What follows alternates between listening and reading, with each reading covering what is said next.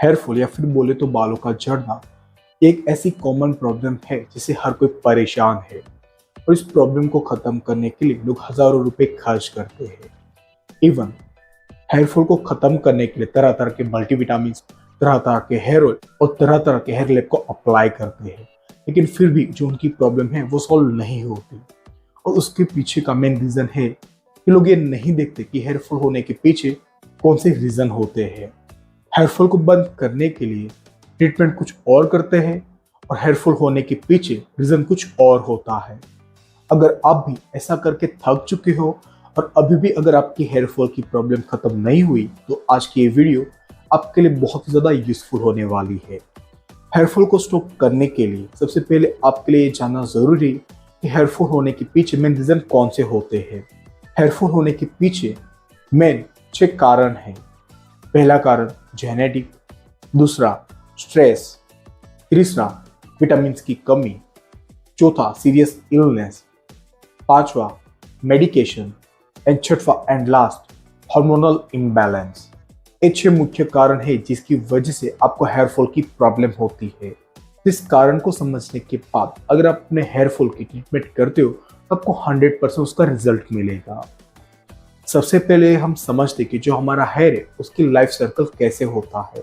हमारा जो हेयर है उसको डिवाइड किया जाता है 3 स्टेज के अंदर, जो है एनाजन, केटेजन एंड टेलोजन फेज।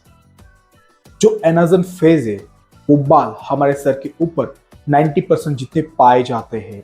और एनाजन फेज की जो लाइफ सर्कल होती है वो होती है 3 साल से लेकर 5 साल तक।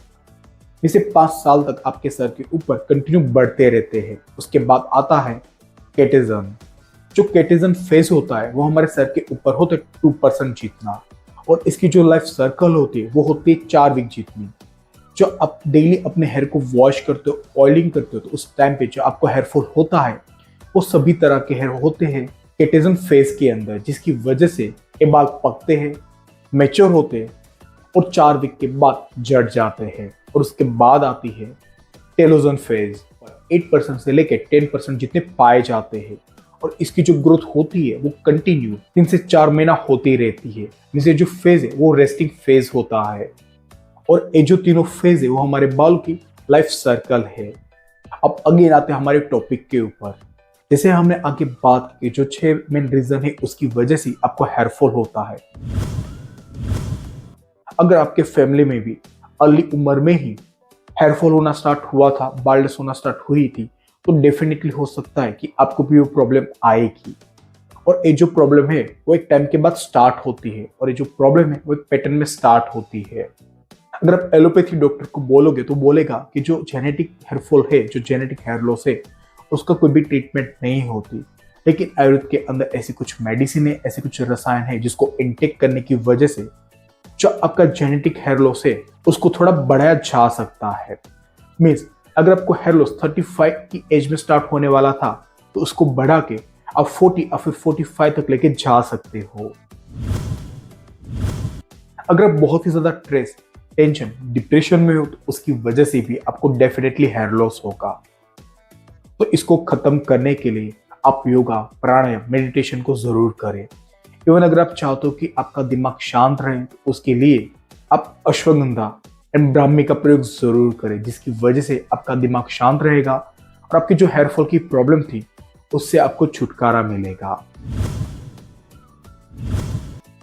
अगर आपको जॉन्डिस हुआ था या फिर आपको कोई भी तरह का फीवर हुआ था तो हो सकता है कि आपको हेयर फॉल हो, क्योंकि जॉन्डिस होने की वजह से, कोई भी तरह का फीवर होने की वजह से जो आपका लिवर था उसके अंदर गर्मी बढ़ जाती है। इसकी वजह से आपका जो बाल थे वो गिरना शुरू हो जाते हैं। लेकिन ये जो हेयर फॉल है वो कुछ टाइम के बाद रुक जाता है। अगर आपको जॉन्डिस हुआ था या फिर आपको लिवर से जुड़ी कोई भी तरह की प्रॉब्लम हुई थी और उसकी वजह से अगर आपको हेयर फॉल हो रहा है तो उसको खत्म करने के लिए आप अपने लिवर को डिटॉक्स करें। लिवर को डिटॉक्स करने के लिए आप कुटकियों को इंटेक कर सकते हो। डेली मॉर्निंग खाना खाने के आधे घंटे पहले या फिर 1 घंटे पहले एक टुकड़ा ले ले कुटकी का, और कुटकी को मुंह के अंदर रख के इसको अच्छी तरह से चबाना स्टार्ट करें और उसका जो जूस था उसको इंटेक करें। कुटकी बहुत ही कड़वी होती है, तो जो लोग कड़वी चीज नहीं खा सकते तो उसके लिए एक बनी बनाई मेडिसिन आती है जिसको बोलते हैं पुनर्नवा आसव। अगर आप लिवर डिटॉक्स के लिए पुनर्नवा आसव का यूज करते हो तो ब्रेकफास्ट एंड डिनर के आधे घंटे के बाद आपको 10 ml जितना लेना है पुनर्नवा आसव, और 10 ml उसके अंदर आपको मिक्स करना है पानी। दोनों को अच्छी तरह से मिक्स करके उसको इनटेक करें। लेकिन एक बात का ध्यान रखें कि अगर आप पुनर्नवा आसव स्टार्ट करते हो तो उसके बाद आपको ऑयली, नॉन वेज ड्रिंक, बहुत ज्यादा स्पाइसी चटपटी चीजों को खाने में अवॉइड करना पड़ेगा। अगर आपको कोई ऐसी मेडिसिन शुरू हुई जिसकी वजह से आपकी बॉडी में हीट बढ़ रही है तो हो सकता है कि उसकी वजह से भी आपको हेयरफॉल हो। तो अगर आप कोई भी तरह की मेडिसिन लेते हो और आपको हेयरफॉल हो रहा है तो अपने डॉक्टर को जरूर कंसल्ट करें। Hormonal imbalance and nutrition deficiency, 90% देखा गया है कि इन दोनों रीजन की वजह से लोगों में हेयरफॉल होता है। तो अगर आपको हेयरफॉल है तो आपको कुछ ऐसे ब्लड की रिपोर्ट करवाना है जिसकी वजह से आपको पता चले कि आपको हेयरफॉल होने का मेन रीजन क्या है। अगर आप मेल हो तो उसके लिए आपको thyroid, minerals, vitamins, DHT, hormones, auto immune के टेस्ट करवाने हैं। और अगर आप फीमेल हो तो thyroid, PCOD and PCOS, vitamins, iron, mineral, auto immune and hormone के रिपोर्ट्स करवाने हैं। अब हम इन विटामिन्स एंड हॉर्मोन्स को थोड़ा डिटेल में समझते हैं, जिसकी वजह से अगर आपकी बॉडी में ऐसे लक्षण दिखाई दे तो उसके साथ आप मैच करके उसका रिपोर्ट करवा सकते हो। सबसे पहले बात करते हैं आयरन की। आयरन की जो डेफिशिएंसी है वो मोस्टली पाई जाती है फीमेल्स के अंदर। अगर महिलाओं में पीरियड्स के दौरान हेवी ब्लीडिंग हो रही है तो हो सकता है कि उनकी बॉडी के अंदर आयरन की कमी हो। आयरन की कमी होने की वजह से उनकी बॉडी के अंदर हीमोग्लोबिन की भी कमी पाई जाती है। अगर हम लक्षण को देखें तो पिंक या फिर रेड यूरिन का आना, इसके अलावा headache, irregular heart beat, poor focus and आलस, इस तरह के लक्षण पाए जाते हैं आयरन डेफिशिएंसी में। अगर आप में भी इस तरह के लक्षण पाए जाते हैं तो आयरन का टेस्ट जरूर करवाएं। थायराइड जो एक तरह की ग्लैंड है, अगर थायराइड हार्मोन्स आपकी बॉडी में अप एंड डाउन होता है तो उसकी वजह से भी आपको हेयरफॉल की प्रॉब्लम हो सकती है। थायराइड दो तरह के होते हैं, हाइपोथायराइड एंड हाइपरथायराइड। अगर हम लक्षण की बात करें तो वजन का बहुत ही जल्दी बढ़ना या फिर वजन का बहुत ही ज्यादा कम होना, इसके अलावा बालों का पतला होना, स्किन का ड्राई होना, मसल्स में क्रैम्प्स आना, ज्यादा पसीना आना एंड डिप्रेशन। अगर इस तरह के आपके बॉडी के अंदर कोई भी लक्षण देखने को मिलते तो थायराइड का टेस्ट जरूर करवाएं। विटामिन बी12 हमारी बॉडी के लिए बहुत ही इंपॉर्टेंट विटामिन है। इसकी जरूरत होती है हमारी बॉडी के अंदर हर एसेंशियल काम करने के लिए। विटामिन बी12 के ऊपर हम ऑलरेडी एक वीडियो बना चुके हैं जिसका लिंक मैं आपको आई बटन में दे दूंगा। आप तब चाहो तो उसको आप डिटेल में देख सकते हो। अगर आपकी बॉडी के अंदर विटामिन बी12 की कमी है तो बहुत ही कॉमन एक लक्षण देखने को मिलता है कि जो आपके हाथ एंड पैर के जो तौले है, जो ए वाला पार्ट है उसमें झंझनाहट होती है, चींटी काटने जैसा आपको फील होता है, फिर टिकलिंग होती है। इसके अलावा weight loss, memory loss, fatigue, depression, stress, anxiety, muscle weakness and bar bar mood का चेंज होना, इस तरह के लक्षण देखने को मिलते हैं। अगर इस तरह के लक्षण आपकी बॉडी के अंदर देखने को मिलते हैं तो विटामिन बी12 का रिपोर्ट जरूर करवाएं। अगर आपकी बॉडी के अंदर विटामिन डी की कमी है तो ज्यादा पसीना आना, बार बार मूड का चेंज होना, मीन्स मूड स्विंग होना, हाई ब्लड प्रेशर की प्रॉब्लम, जो आपके जॉइंट्स है उसमें पेन रहना, ड्राई स्किन की प्रॉब्लम, वेट का बढ़ जाना और पेट से जुड़ी कोई भी तरह की प्रॉब्लम्स होना, इस तरह के लक्षण आपकी बॉडी में विटामिन डी की कमी की वजह से मिलते हैं। अगर ऐसे कोई भी लक्षण आपको देखने को मिलते हैं तो आप विटामिन डी का रिपोर्ट जरूर करवाएं।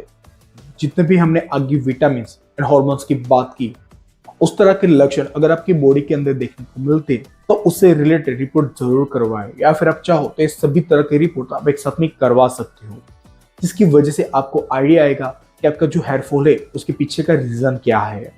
अब बात करते हैं आयुर्वेद की कुछ ऐसी मेडिसिन के बारे में जिसको इनटेक करने से आपको हेयरफॉल होने का, आपको हेयर लॉस होने का कोई भी तरह का रीजन होगा, उसको स्टॉप करने के लिए बहुत ही ज्यादा हेल्पफुल होगी।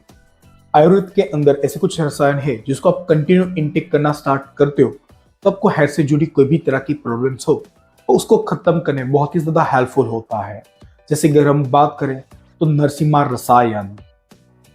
रसायन है वो तैयार होते देसी गाय के घी के अंदर से। उसके अलावा भिंगराज रसायन एंड रसायन चूर्ण, इन तीनों रसायन में से आपको जो भी रसायन इजीली मिल जाए या फिर आप जिसको इजीली बना पाओ, उस रसायन को आप डेली इंटेक करना स्टार्ट करो।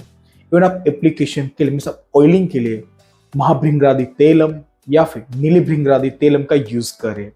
इन दोनों चीजों को मीन्स आप रसायन एंड ऑयलिंग को डेली करना स्टार्ट करते हो तो आप नोटिस करोगे आपका जो हेयर लॉस था वो धीरे धीरे स्टॉप हो जाएगा। हेयर लॉस की वजह से जो आपको एलोपेशिया हुआ था, फिर आपको जो बाल्डनेस आई थी, वो भी कुछ मंथ्स के अंदर पूरी तरह से ठीक हो जाएगी। और अगर आप चाहते हो कि आपका जो हेयर लॉस था बहुत ही जल्दी खत्म हो जाए तो उसके लिए आप नशे भी ले सकते हो। नशे लेने के लिए आप अणु तेल का यूज करें। अणु तेल के ऊपर भी हम एक ऑलरेडी वीडियो बना चुकी है जिसका लिंक मैं आपको आई बटन में दे दूंगा। अगर आपको मेरी वीडियो यूजफुल लगी हो तो मेरी वीडियो को लाइक करें और ये वीडियो उन फ्रेंड एंड फैमिली मेंबर को शेयर करें जो काफी वक्त से हेयर लॉस की प्रॉब्लम से परेशान है। ऐसी नई नई माहिती को जानने के लिए आप मेरे चैनल से बने रहे। आज के लिए इतना ही, मिलते हैं नेक्स्ट वीडियो में, तब तक के लिए धन्यवाद।